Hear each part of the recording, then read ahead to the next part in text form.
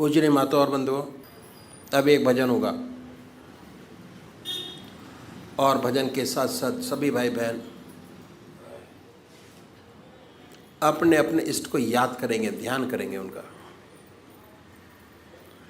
हमारा रास्ता ध्यान योग, ध्यान योग का है और ध्यान को कैसे अपनी ज़िंदगी में जोड़ते हैं ये जानना बहुत ज़रूरी है। कैसे जुड़ेंगे, कैसे बढ़ेंगे इस रास्ते के अंदर, कैसे अपने जीवन को सफल बनाएंगे, बहुत ज़रूरी है जानना। सबसे बड़ी बात यह है कि हमारा देश जो है आध्यात्मिक देश है और हमारे देश में 99% लोग ऐसे हैं जो परमात्मा को मानते हैं और अपने किसी न किसी ढंग से परमात्मा का पूजा करते हैं। तरीके अलग अलग हैं। 33 करोड़ देवी देवता हैं और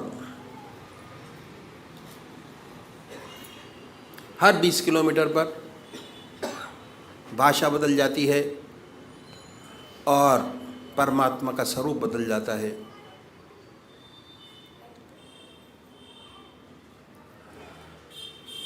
तो हम सब लोग जानते हैं कि परमात्मा ने हमें विवेक बुद्धि दी है, कर्म करने का अधिकार दिया है।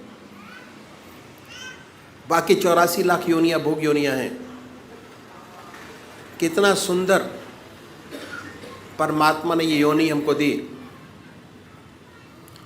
परमात्मा की साया जब से पैदा हुए तब से हमारे साथ है और जब हम इस जहान को छोड़ के जाएंगे तब भी हमारे साथ है। समझने की ज़रूरत है कि कैसे परमात्मा की कृपा जन्म से अंत तक हमारे साथ है और ये मनुष्य जीवन के अंदर ही समझा जा सकता है और कोई योनि ऐसी नहीं है जो समझा सकती हो। परमात्मा ने बड़ी असीम दया कृपा कर हमको मनुष्य योनि प्रदान की। सबसे बड़ी देन।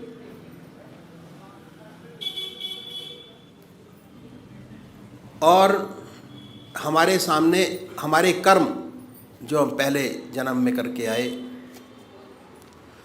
कितने जन्मों के सत्कर्म हैं हमारी आत्मा के साथ, वो ये प्रदर्शित करता है कि हमको परमात्मा ने फ्री कर दिया। बिल्कुल सब कुछ किया जा सकता है और जो आज कर रहे हैं उसका फल भोग आगे प्राप्त करेंगे।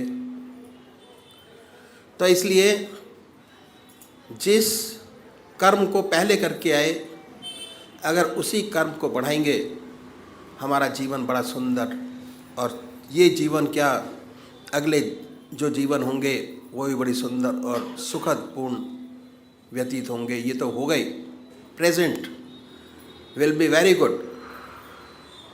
तो सबसे पहले हमको क्या करना है, हम मंदिर जाते हैं, भजन करते हैं, कीर्तन करते हैं, आरती करते हैं।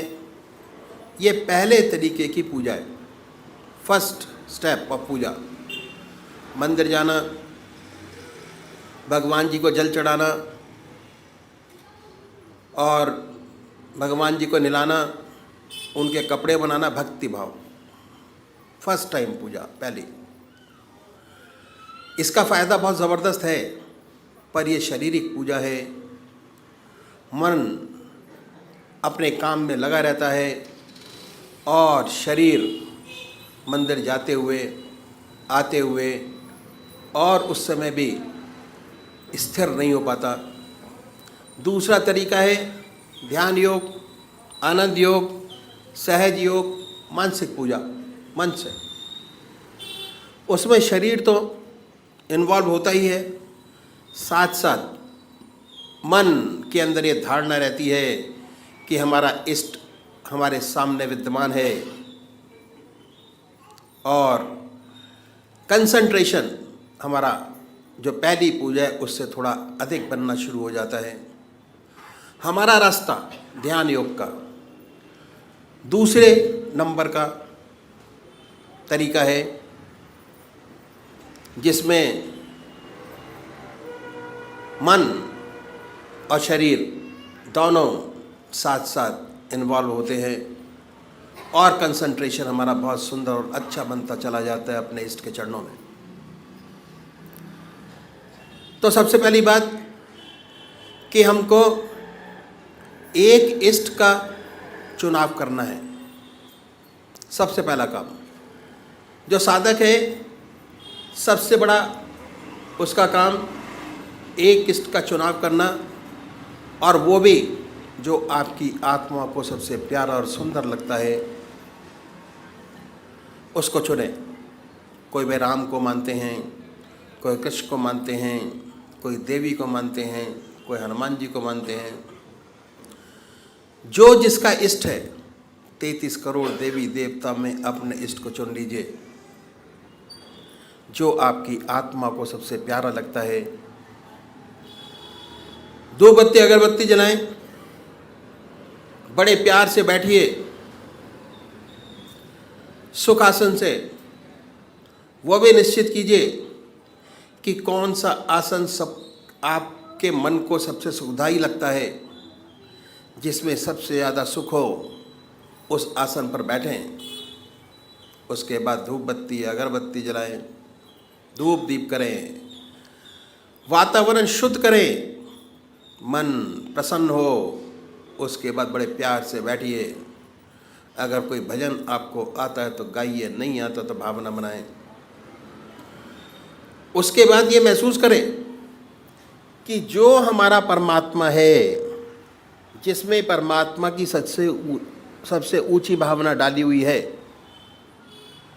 जो आपकी आत्मा को सबसे प्यारा लगता है, उसको ये महसूस करें कि वो हमारे सामने विद्यमान है, आपके सामने सह शरीर बैठा हुआ है। अब वो फोटो में नहीं है, मूर्त में नहीं है, सह शरीर हमारे सामने मौजूद है। ख्याल से उस पवित्र मूर्त को अपने सामने बनाएं और ये ख्याल करें, बड़ी बड़ी आंखें हैं, गोल चेहरा है, जटाएं हैं, सर्पों की माला है। आपका इष्ट जो आपके आंखों के सामने हमेशा आता है, उसको अपने सामने बनाइए, उस पर अपने मन को कंसंट्रेट करिए, उसी को देखिए।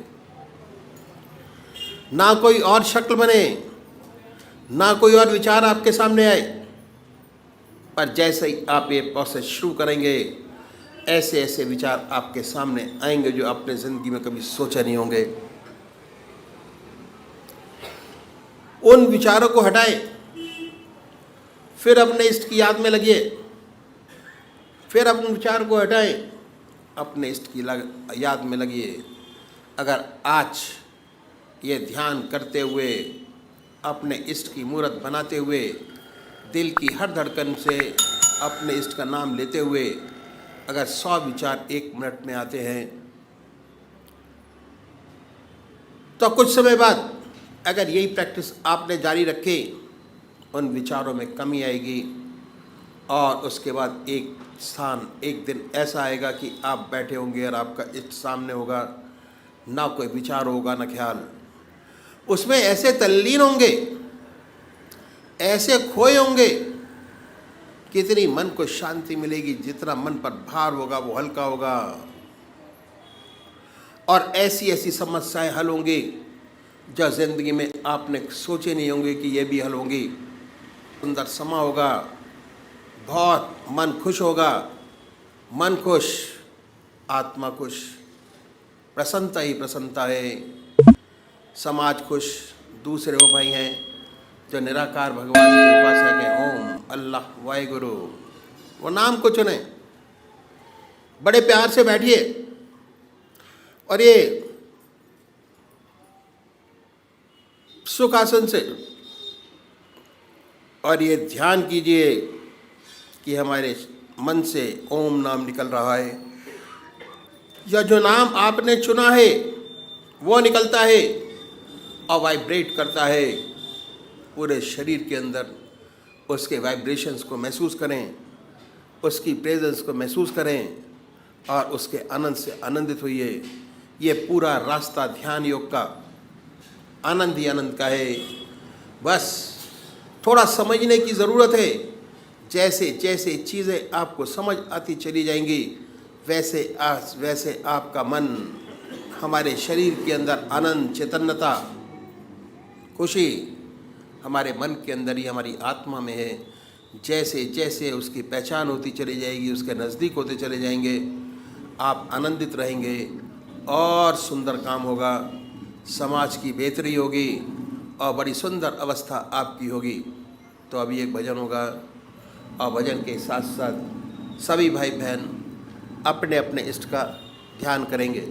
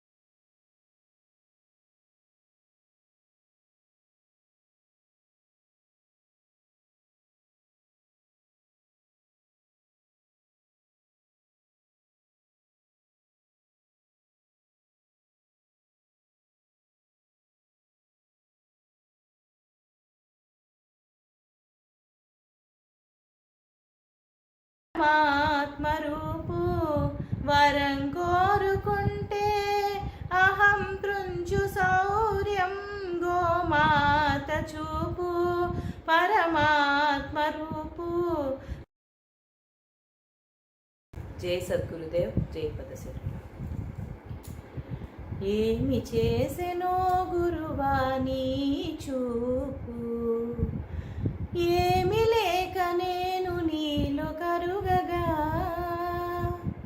ఏమి చేసెనో గురువాని చూపు, ఏమి లేక నేను నీలో కరుగగా. ఏమి చేసెనో గురువాని చూపు, ఎరిగి ఇది అని నేను తలచులోగా.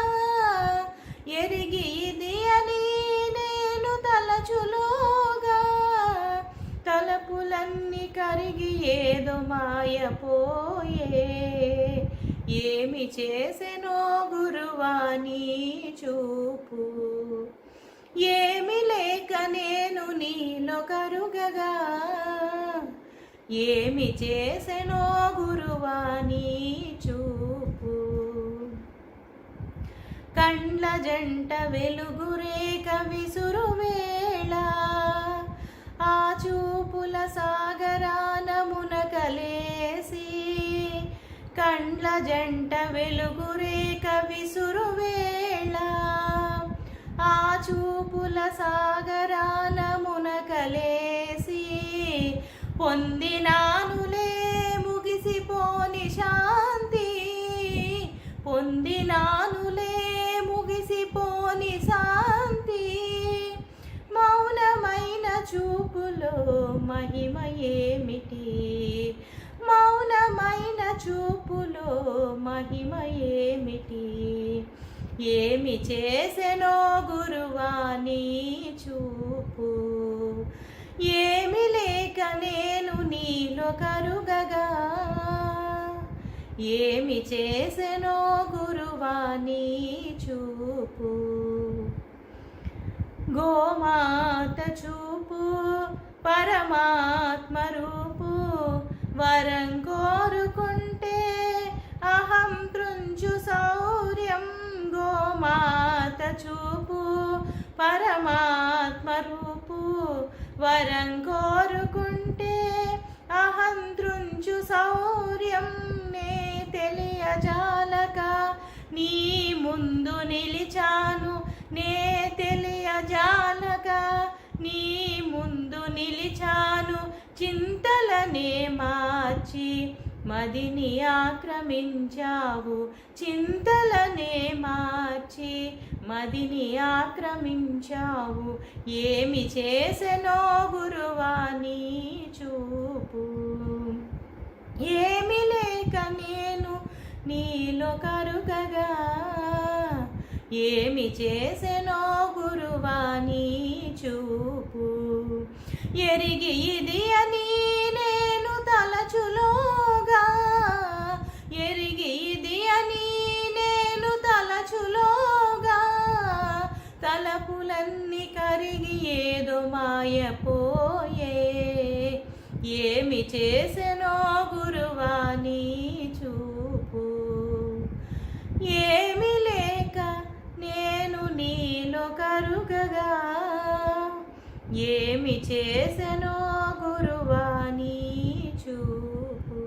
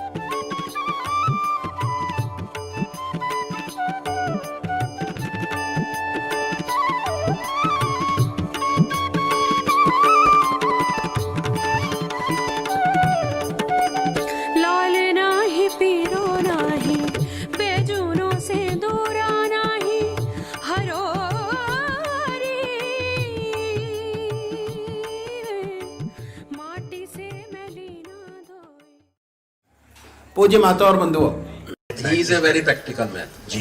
बस स्वराज अभी आके बैठा, एक चेयर ला के रखा उन्होंने आराम वाला, कहते भैया जी आप बैठ जाइए इस पर। हम बैठा,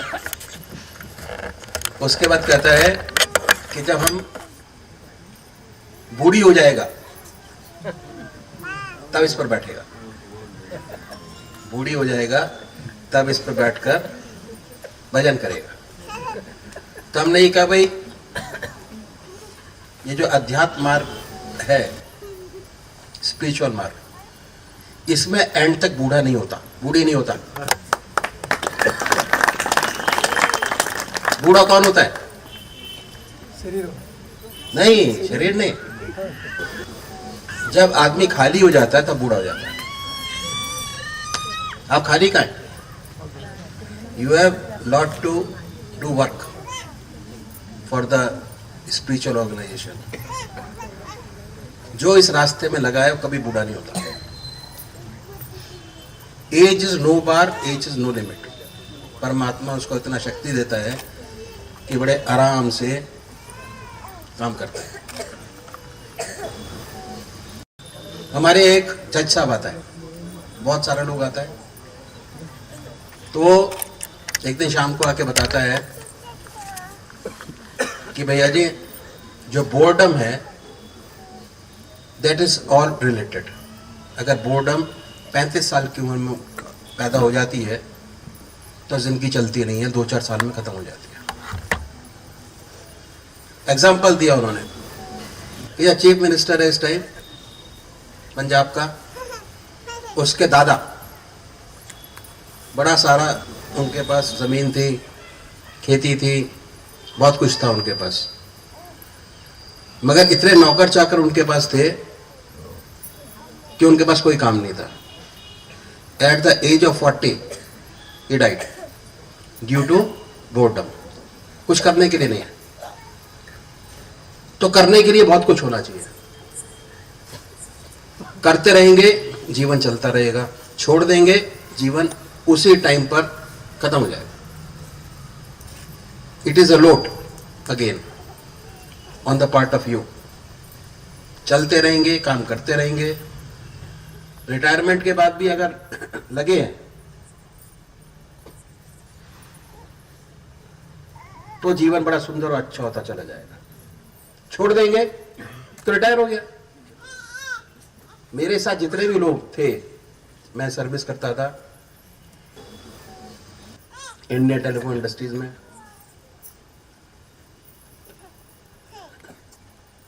मेरे साथ के जितने लोग थे सब चले गए ऊपर। क्यों? काम नहीं है करने के लिए। And I have lot to do work. 15 दिन मैं यहाँ हूँ, उसके बाद आश्रम जाऊंगा, वहाँ हमारा बहुत बड़े काम चल रहे हैं, उनको देखना। उसके बाद दिसंबर में 20 दिन फिर बाहर रहना। तो ये सोचने की टाइम नहीं है, बीमारी का सोचने का टाइम नहीं है।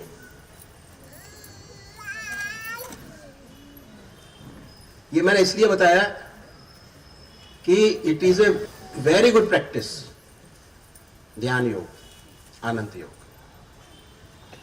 बहुत अच्छी प्रैक्टिस है और इसकी आज की तारीख में बहुत जबरदस्त जरूरत है घर के अंदर। मैं इनका एग्जांपल देता हूं हमेशा कि जब ये सत्संग में आया, आई वॉज हियर 15 साल पहले, 2004 या 5 में, 2005 में। इसकी मिसेस पहले आया, ये बाद में आया। यहाँ कार्यक्रम हुआ इसी घर के ऊपर ही,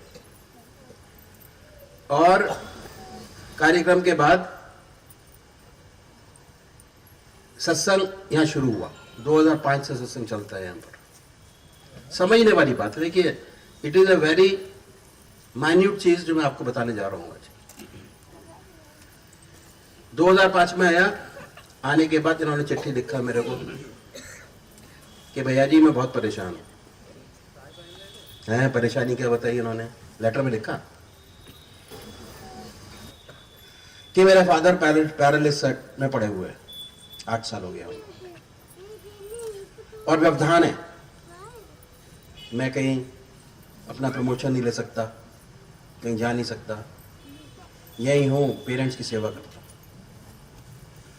मगर साईं राम का भक्त हूँ मैं, साईं राम को मानता हूँ और 4 घंटे उनकी पूजा करता हूँ साईं राम। क्या करूं मेरे को बताइए।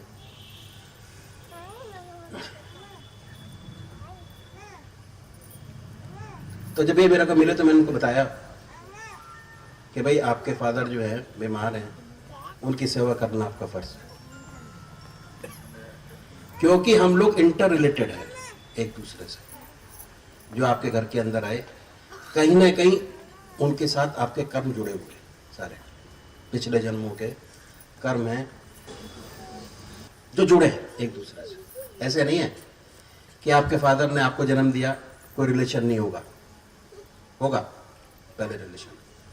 आपके बच्चे आपके पास आए, उनका भी रिलेशन आपके साथ है। आपके परिवार में जितने लोग इकट्ठे हुए, सबका रिलेशन आपके साथ है। तो ये आपका रिलेशन है कभी का, उनको कष्ट नहीं होना चाहिए। आप अपने फादर की सेवा करो साईं राम समझ के। उसके बाद 8 साल उन्होंने सेवा की अपने फादर की। उसके बाद आश्रम आए। आश्रम में आने के बाद पूजा विधि विधान से उन्होंने पूजा लेने की कोशिश की। और जब ये आते कहते कोई ध्यान नहीं, कोई मन नहीं। 5 दिन बराबर प्रैक्टिस करते रहे और कोई फायदा नहीं हुआ। और ये हमारे यहाँ ऐसा है कि जब पूजा देते हैं तो ध्यान कराते हैं, उस टाइम पर प्रैक्टिस कराते हैं। और जब तक नहीं प्रैक्टिस होती तब तक हटाते नहीं हैं। सुबह 9 बजे से लेकर शाम को 5 बजे तक बैठे रहे, पूछते कि भाई क्या हुआ, कुछ नहीं। ध्यान लगा, नहीं लगा, क्यों नहीं लगा, पता नहीं। जब सब बैचेस निकल गए, बहुत सारे लोग होते हैं पूजा वाले, बैचेस निकल गए तो मैंने इनको बुलाया, भाई ऐसा क्या है कि आपका ध्यान नहीं लगा, 5 दिन से लगे हुए हैं बराबर और आपको सफलता नहीं मिलती, why it is like that. तो जब ये झुके तो इनके गले में शिव का है, शिवलिंग अभी भी है। तो मैंने कहा कि ये किसने डाला, कहते मेरी माँ ने डाला शिवलिंग। देखिए अटैचमेंट कहां से कहां होता है, माँ ने डाला शिवलिंग। और साईं राम को भजते थे ये। मैंने कहा फॉरगेट साईं राम, टेक ओम नमः शिवाय। अब ये अपने आप बताएंगे। పార్వతీ పరమేశ్వరుల దగ్గర అలాంటి స్థితిలో ఇంకా శరీరం పగిలిపోతుందేమో అని భయం వేసి కళ్ళు తెరిచాను అనమాట. ఇంకా ఎక్స్పీరియన్స్ ఇంకా నేను మర్చిపోయాను. తర్వాత వచ్చినంటే మహారాజ్ చెప్తే ఉత్తరం, ఇంకా తర్వాత గురుదేవులు మన ఇంటికి 3 సార్లు వచ్చారు. 2001, 2003, 2005లో వచ్చారు. అప్పుడు ఈ ఇల్లు తీసేసి ఈ ఇల్లు కట్టుకున్నాను నేను. ఇది సైంటిఫిక్ హౌస్ కట్టుకున్నాను. ఆ తర్వాత 2005లో ఇల్లు కట్టుకున్నాక గురుదేవులు వచ్చారు అని చూశారు. మళ్ళీ 14 సంవత్సరాలు అయింది ఈవేళ మన ఊరు, 14 ఇయర్స్. అది చెప్తున్నాను, అందరికీ చెప్పాను.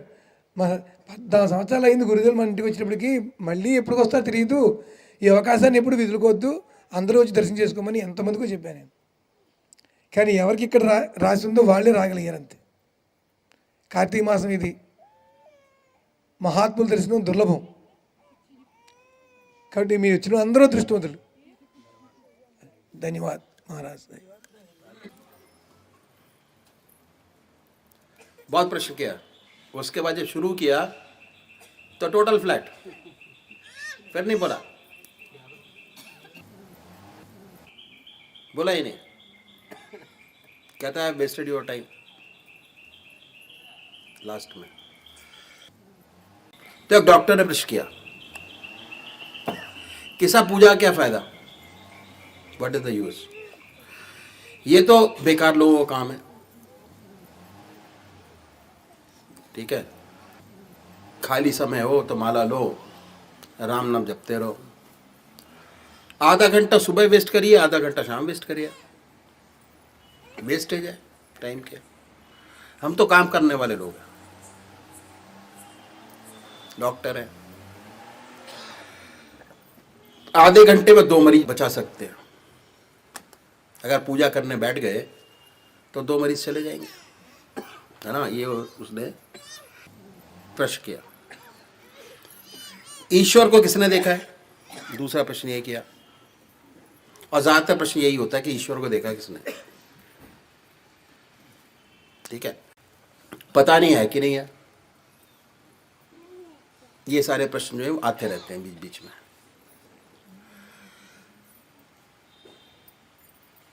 इस चक्कर में क्यों फंसा जाए?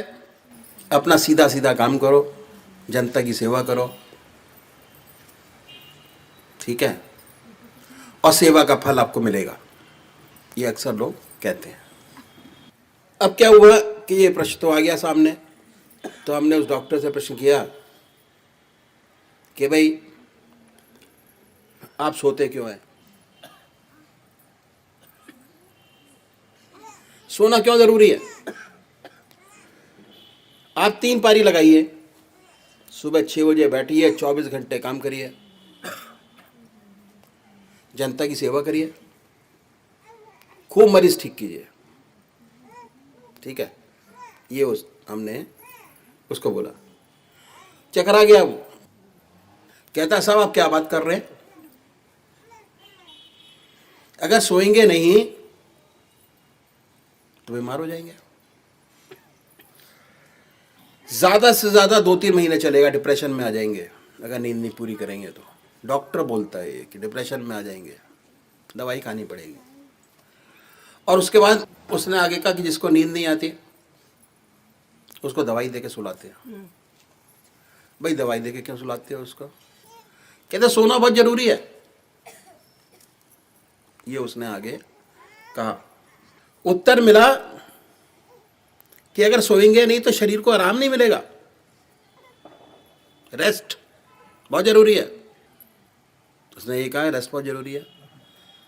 मैंने उससे आगे कहा कि ऐसे इंजेक्शन निकालो, लगाओ, 24 घंटे आदमी काम करता रहे, नहीं सोए, इंजेक्शन से रेस्ट मिल जाए उसको। कहता साहब ये तो पॉसिबल ही नहीं है। कितने भी इंजेक्शन लगा लो, जब तक आदमी सोएगा नहीं तब तक उसके शरीर को आराम नहीं मिलेगा। नेक्स्ट, अब क्या हुआ? सोना क्यों आवश्यक है? थोड़ा एनालाइज करिए। जब हम सोते हैं तो होता क्या है? डॉक्टर लोग जो है वो शरीर तक ही सीमित बन के रह गए, उससे ऊपर नहीं उठ पाए। हमारी जो पर्सनालिटी है ये बहुत कॉम्प्लेक्स है। हमारे 3 शरीर हैं, हमारे 3 शरीर हैं जिससे बनकर ये शरीर बना है। पहला स्थूल शरीर जो बाहर देखते हैं, इसी की सेवा करते हैं, इसी को नहाना धुलाना, सेंट लगाना, कपड़े अच्छे पहनना, पाउडर लगाना, पहला शरीर। इसमें जो हमारा सामने दिखाई देता है, आंख है, नाक है, कान है,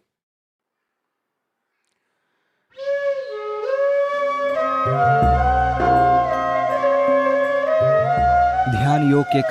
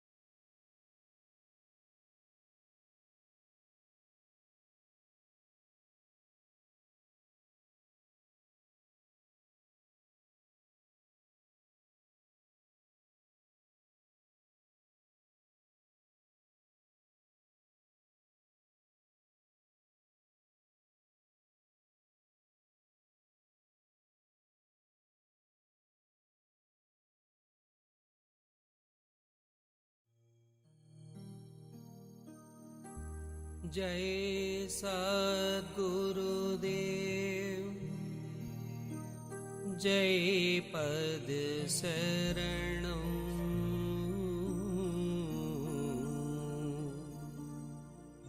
श्री स्वरूप चरणं शरणं जय सद्गुरुदेव जय पद शरणं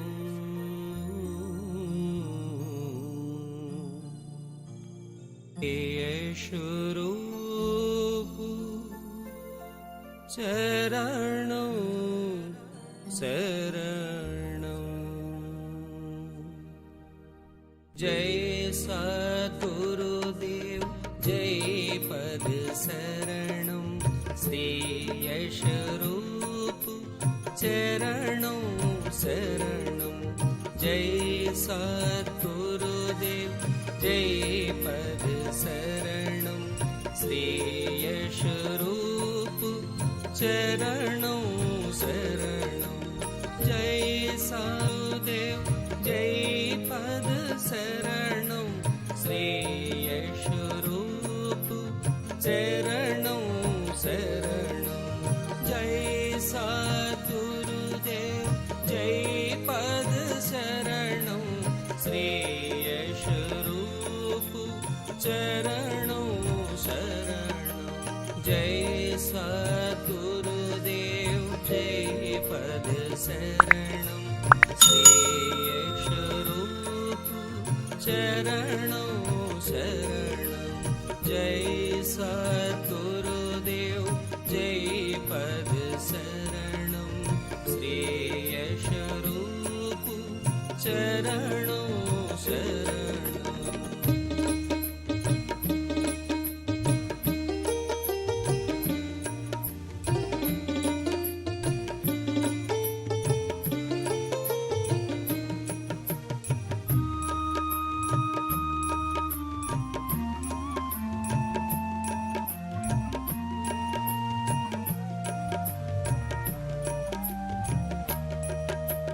जय सद्गुरुदेव जय पद शरणं श्री स्वरूप चरणं शरणं जय सद्गुरुदेव जय पद शरणं श्री स्वरूप चरणं शरणं जय सद्गुरुदेव जय पद शरणं श्री स्वरूप चरणं शरणं जय सद्गुरुदेव जय पद शरणं जय स्वरूप चरणं शरणं